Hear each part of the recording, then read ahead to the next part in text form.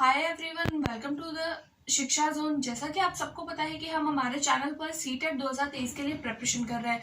इसकी प्रिपरेशन के दौरान आप लोगों को पता है कि हमारा पेपर 20 अगस्त को है। प्रिपरेशन के दौरान मैं आप लोगों को 2 वीडियो जो है वो सीटेट के लिए जो सीडीपी के नोट्स, अपने शॉर्ट नोट्स जो है वो मैं आप लोगों के साथ में शेयर कर चुकी हूँ। अगर आप लोगों ने वो नहीं देखे हैं तो सबसे पहले तो आप उसको देखिए, क्योंकि वो आपके क्विक रिविजन में बहुत ज़्यादा हेल्प करने वाले हैं। और एक वीडियो मैं आप लोगों के लिए साइंस की लेके आ चुकी हूँ, जिसके दौरान मैंने आप लोगों को बताया था, जैसा कि हम लोगों को रेकमेंड किया जाता है कि अगर हम सीटेट के लिए प्रिपेयर कर रहे हैं तो हमें सिर्फ और सिर्फ साइंस की 6, 7, 8 की एनसीईआरटी की बुक ही पढ़नी है। तो आज की वीडियो में मैं आप लोगों के साथ में साइंस की 6th क्लास की जो बुक है उसका सेकंड पार्ट आप लोगों के साथ में शेयर करने वाली हूँ, क्योंकि फर्स्ट पार्ट जो है वो मैं आप लोगों के साथ में पहले से शेयर कर चुकी हूँ, डिस्कस कर चुकी हूँ। हमें एनसीईआरटी की पूरी बुक नहीं पढ़नी है, बल्कि उसमें से कुछ ऐसे पॉइंट्स हैं जो हमें छाट के पढ़ने हैं। इसमें से कौन से पॉइंट है जो हमें पढ़ने हैं बुक में से, और कौन से पॉइंट जो है वो अवॉइड करने हैं।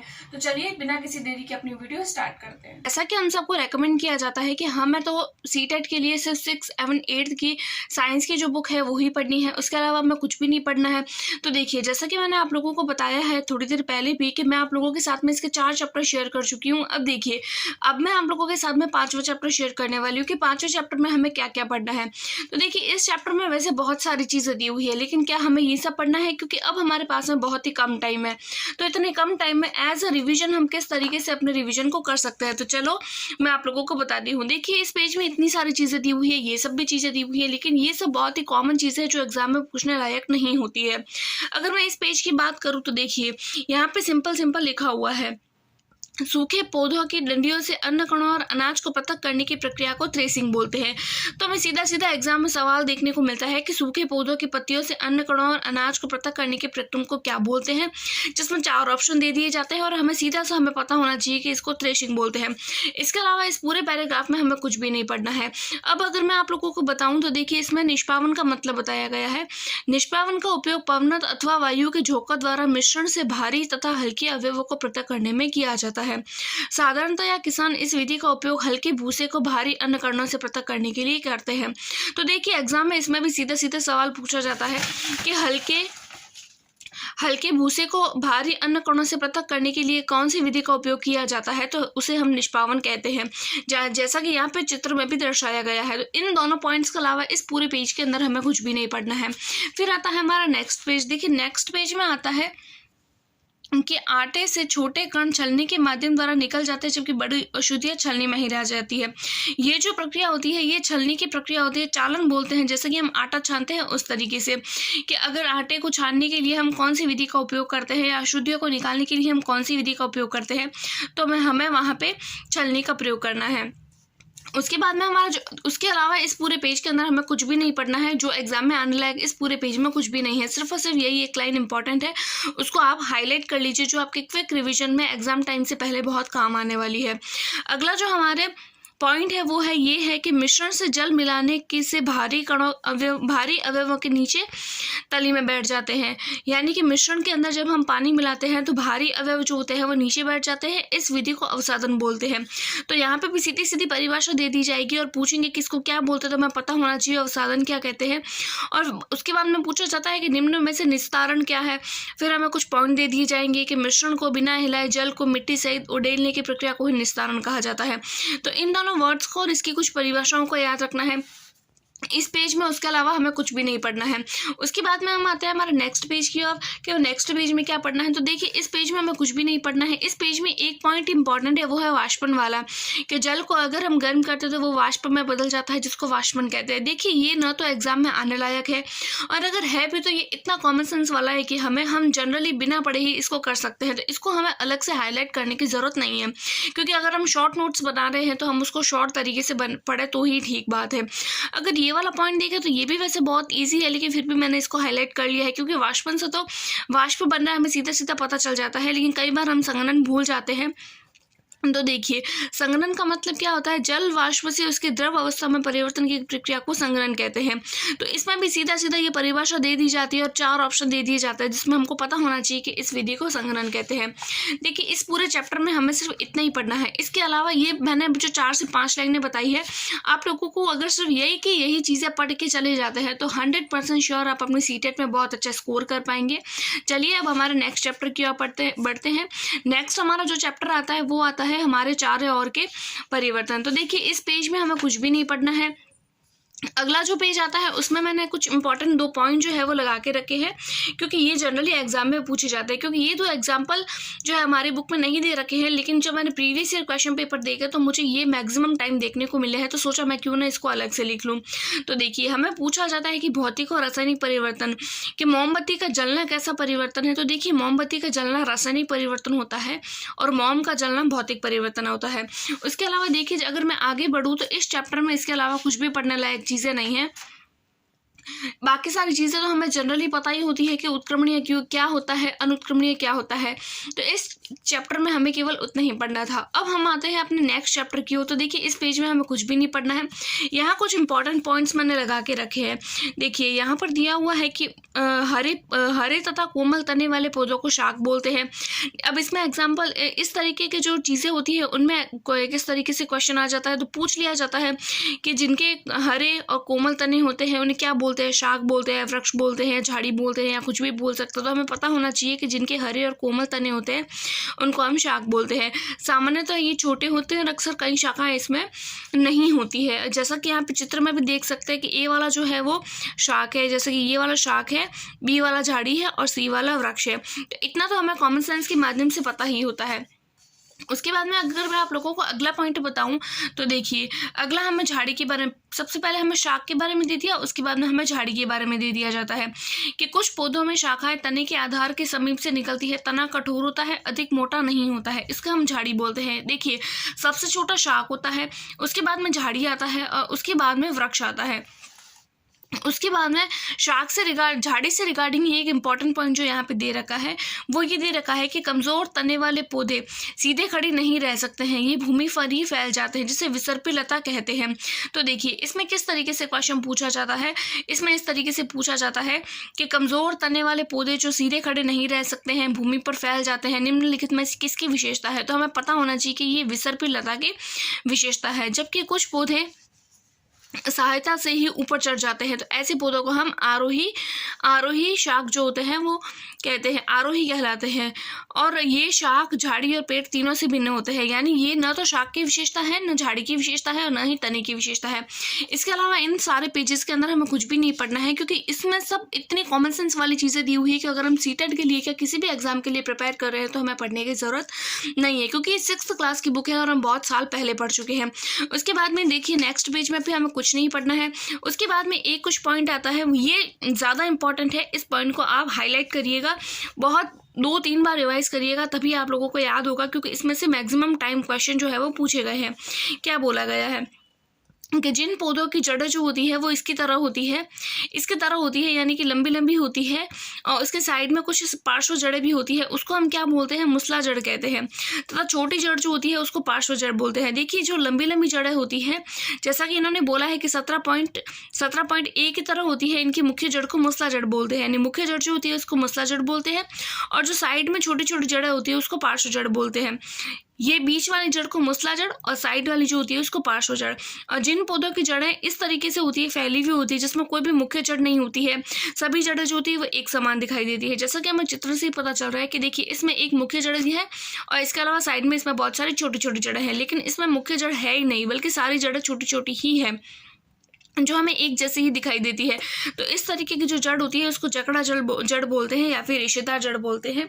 तो कई बार देखिए, ये वाला पॉइंट थोड़ा इंपॉर्टेंट है, तो आप लोगों को इसको थोड़ा ध्यान से देखना होगा, क्योंकि इसमें से बहुत बार क्वेश्चन पूछा गया है। अब हम देखते हैं अगला पॉइंट हमें क्या बताता है।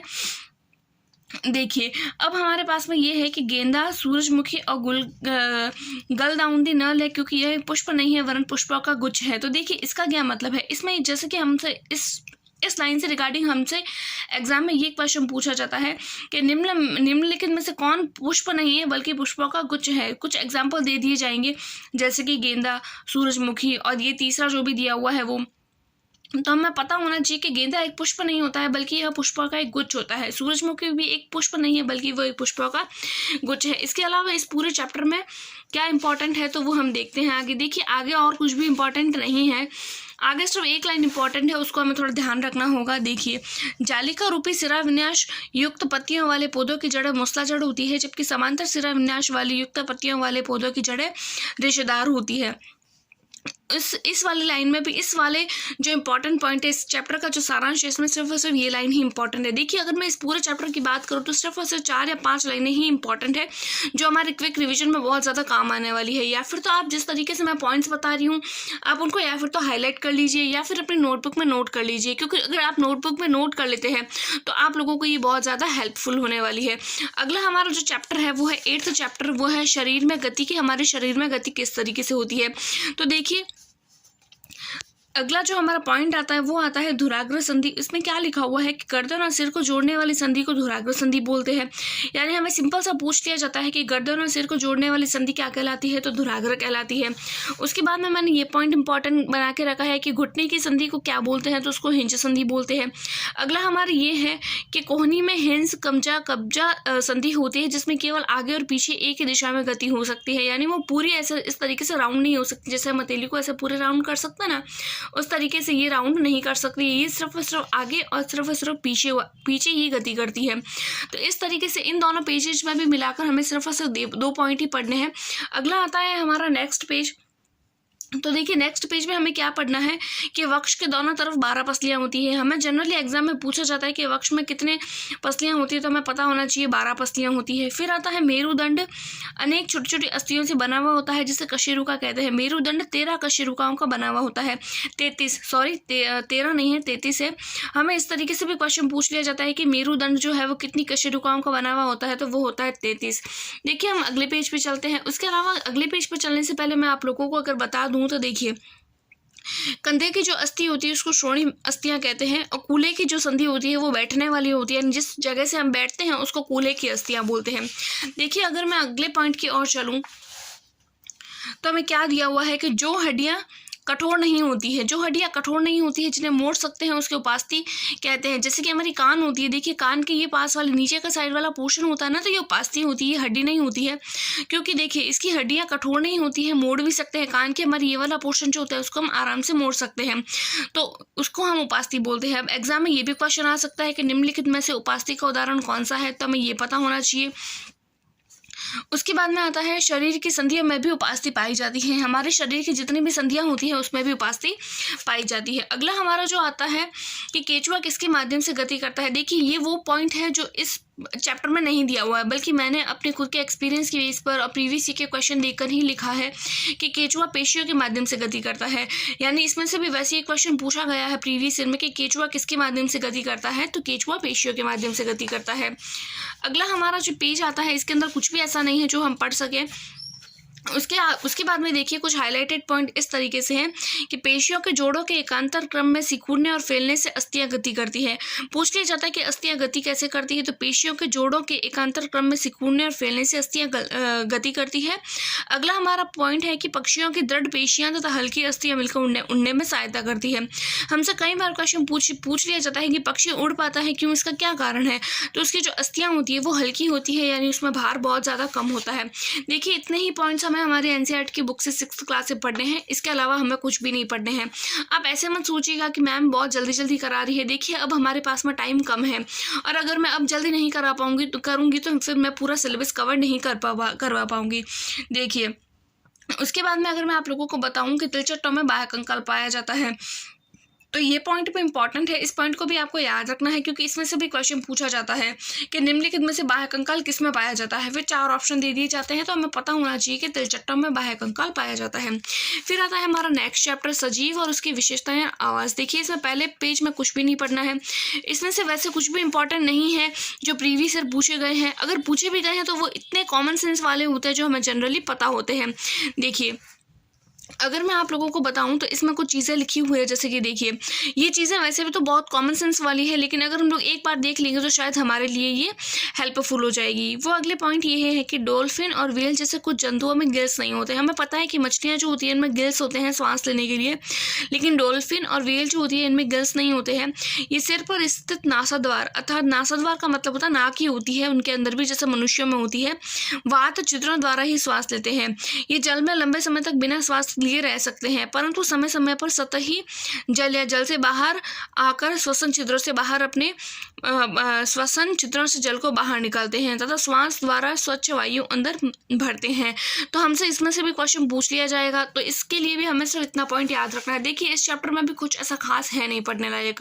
अब हम अगली तरफ पेज की ओर देखें तो हमें देखिए इसमें से भी कुछ भी नहीं पढ़ना है।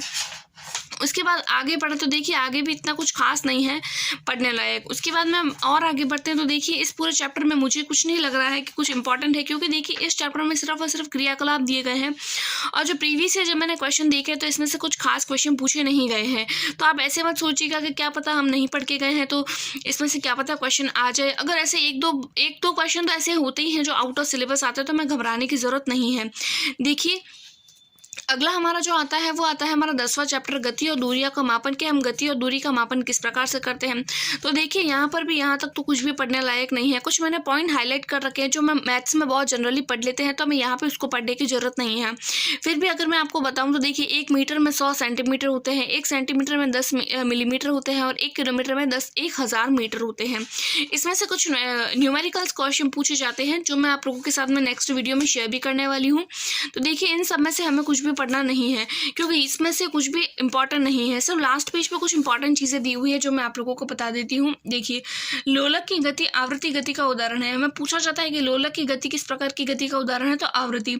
जैसे वृक्ष की शाखाओं का इधर उधर लहराना, झूला झूलते समय बच्चे की गति, सितार की डोरियों की गति, बजते समय ढोलों अथवा तबलों की झिल्ली की गति, ये सभी आवृत्ति गति के उदाहरण हैं।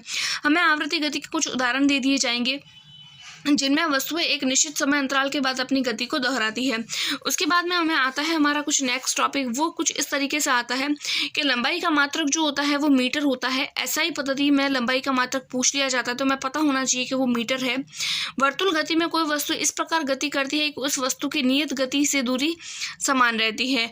देखिए ये एज इट इज पॉइंट ऐसे के इस तरीके से पूछ लिए जाते हैं, तो हमें ये इन पॉइंट को एज इट इज याद करना है। ऐसी गति जो निश्चित समय अंतराल के पश्चात दोहराई जाती है उसको आवृत्ति गति बोलते हैं। तो एज इट इज ऐसी की ऐसी लाइन दे दी जाएगी कि ऐसी गति जो निश्चित समय अंतराल के पश्चात दोहराती है वो गति कौन सी होती है, तो हमें पता होना चाहिए कि जो खुद रिपीट होती है बार बार उसको आवृत्ति गति बोलते हैं।